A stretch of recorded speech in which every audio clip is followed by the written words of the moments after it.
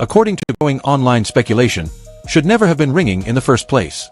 And the voice on the other end reportedly didn't ask for money, didn't demand a deal, didn't even try to hide the tension.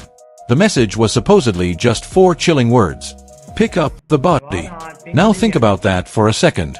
Why would someone tied to the Nancy Guthrie disappearance suddenly break months of silence only to deliver a statement that sounds like it came straight out of a psychological thriller? And why are internet investigators quietly shifted from a rescue mission? Because the deeper people dig, the stranger this story becomes. A masked man calmly adjusting surveillance cameras. Missing timeline gaps. Rumors of conflict between federal agents and local officials. And somehow, every road online keeps Lianos and the how this investigation was handled behind closed doors. Coincidence? Maybe.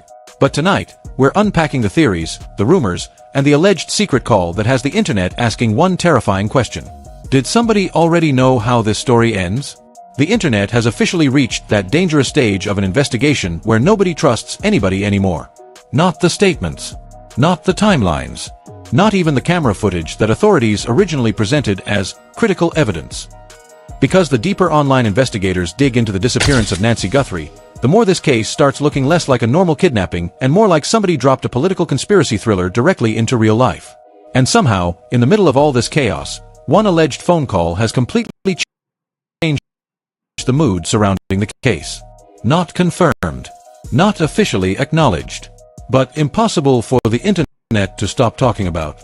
According to circulated investigative line allegedly connected to Savannah Guthrie received a late-night communication that didn't sound like a ransom negotiation at all. There was reportedly no panic. No screaming. No dramatic movie-style demands.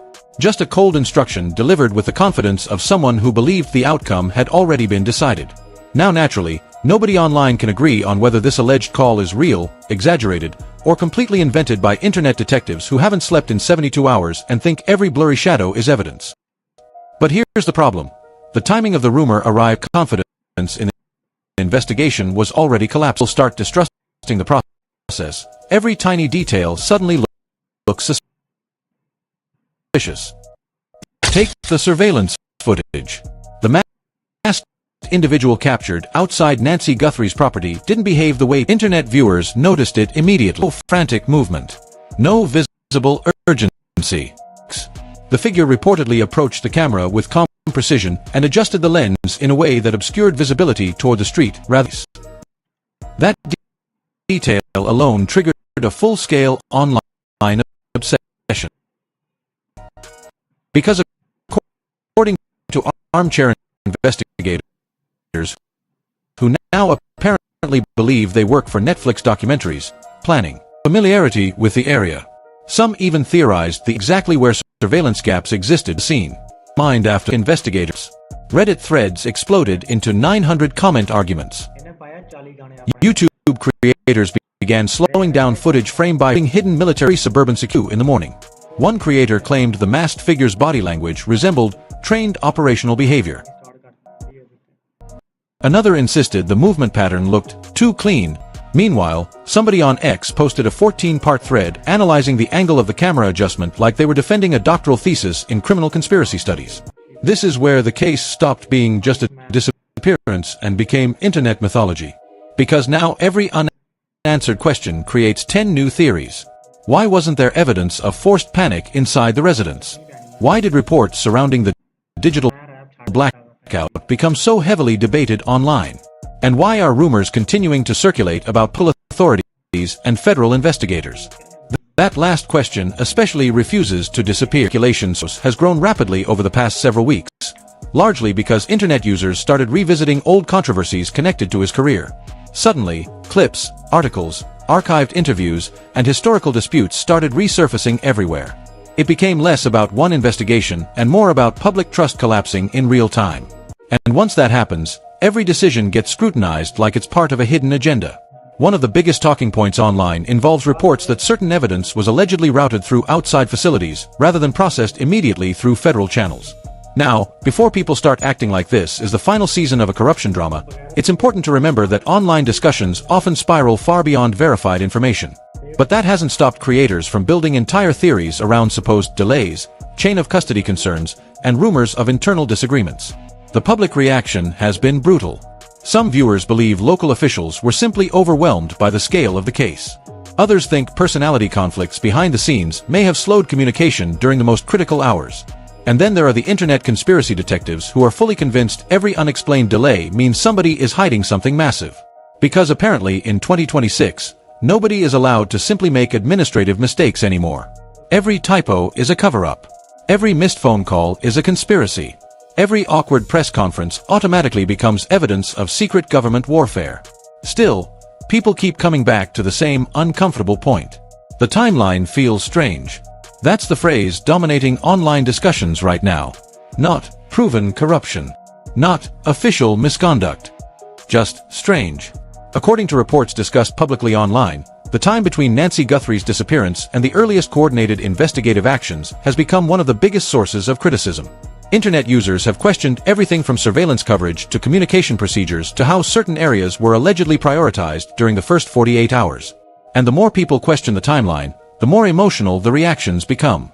One viral comment with over 2 million views simply read, "Nobody acts this weird during a normal kidnapping case." That single sentence basically summarized the entire internet mood. Because the atmosphere surrounding this investigation now feels bigger than the actual facts publicly available. It feels emotional, political, suspicious, almost theatrical. Every press appearance gets dissected like a courtroom confession. Every pause during interviews becomes a TikTok analysis clip with dramatic music and captions screaming, "He knows something." And then came the alleged conflict involving county officials. Rumors surrounding disputes between investigative agencies and local offices poured gasoline directly onto an already raging fire. Suddenly, internet creators began claiming there were fractures behind the scenes over data sharing, property records, mapping information, and investigative coordination. Again, much of this exists inside speculation territory online. But in the social media era, speculation spreads faster than facts ever could. Especially when people are emotionally invested. One anonymous poster claiming to have knowledge of the situation described the atmosphere as a power struggle disguised as an investigation. Was the source real? Nobody knows. Did the quote spread across the internet anyway? Absolutely. And honestly, that sentence alone changed public perception overnight. Because now people aren't just asking what happened to Nancy Guthrie. They're asking who controls the narrative surrounding what happened. That's a completely different level of public distrust. Even mainstream creators who originally avoided discussing the case started jumping in once the alleged secret call rumor exploded online. Suddenly, everybody had a source. Everybody knew someone close to the investigation. Everybody had leaked details they couldn't fully confirm. It became impossible to separate genuine reporting from content creators chasing clicks harder than reality TV producers during reunion episodes. But somewhere underneath all the noise, one detail continued haunting the discussion. The caller allegedly didn't ask for anything. No money. No political statement. No demand. Just instructions. And according to internet speculation, that detail terrified people more than any ransom note ever could. Because if true, it suggests the person behind the communication wasn't negotiating. They were informing. And that possibility completely changes the emotional gravity surrounding the case. Especially once viewers started revisiting another strange aspect of the story. The total absence of public urgency from whoever may be responsible. Experts interviewed across various media platforms repeatedly noted how unusual prolonged silence can appear in high-profile cases involving massive public attention and reward speculation. Most people expected leaks, mistakes, movement, somebody talking. Instead, there was almost nothing, which led online investigators toward an even darker theory. What if the silence itself was intentional? What if whoever orchestrated this situation never intended to communicate publicly in the first place? And what if the alleged call to Savannah Guthrie wasn't the beginning of something, but the final stage of it? Because right as internet speculation reached its peak, another detail quietly resurfaced online. A detail that may explain why certain people suddenly stopped trusting the official narrative altogether. Because that resurfaced detail wasn't about the masked man. It wasn't about the surveillance footage either. It was about the growing rumors that certain people connected to the investigation had allegedly stopped communicating through local channels altogether. And once internet detectives discovered that possibility, the entire atmosphere surrounding the Nancy Guthrie case became even more chaotic. According to online speculation, some updates connected to the investigation were increasingly being routed through federal contacts rather than discussed publicly at the local level. Now, before conspiracy TikTok starts adding dramatic piano music and claiming helicopters are circling secret underground bunkers, there's no official confirmation proving some giant institutional meltdown happened behind the scenes. But the perception of tension alone was enough to trigger public panic. Because perception is everything online. Especially when people already believe they're watching a cover-up unfold in real time. And honestly, the internet hasn't seen a true crime rabbit hole explode like this in months. Everybody suddenly became a digital detective. Your cousin who failed high school biology is now analyzing forensic timelines on Facebook like he's starring in CSI, Tucson Edition. Meanwhile, podcast creators are treating blurry screenshots like classified Pentagon leaks. But one specific rumor kept dominating the conversation. The so-called prepared location. According to anonymous posts spreading across investigative forums, the alleged late-night caller connected to Savannah Guthrie supposedly referenced a site that had already been arranged. That single word, arranged, immediately sent the internet into full psychological thriller mode. Arranged for what? A meeting point? A recovery zone? A setup? Or just another exaggerated rumor born from social media paranoia and too many people watching crime documentaries at 3 in the morning? Nobody knows. But viewers became obsessed with the idea that somebody involved in the situation appeared disturbingly calm. And calmness is what keeps making this case feel different. Even the footage itself carries that eerie energy. The masked figure reportedly moves with deliberate precision, avoiding panic, avoiding hesitation, avoiding mistakes. Internet creators began comparing the behavior to fictional movie assassins, covert operators, and professional extraction teams. Because apparently social media can no longer describe a person walking normally without turning it into an international spy operation. Still, the theories kept spreading. Some users speculated the individual may have possessed detailed knowledge of the neighborhood layout before arriving. Others focused on the reported camera manipulation, arguing the person seemed more concerned about vehicle visibility than facial identification. That detail especially drove people crazy. Because if someone intentionally blocked the street view, internet detectives believe it suggests concern over transportation, not recognition. Suddenly, every vehicle in Tucson became part of a conspiracy theory. Pickup trucks, SUVs, utility vans. One guy online genuinely claimed the suspect escaped using a landscaping vehicle because nobody at night. Sir, what gardeners are working at 2:30? But this is what happens when public trust collapses. Every ordinary detail becomes suspicious. And then things escalated even further once online discussions started revisiting reports involving forensic evidence.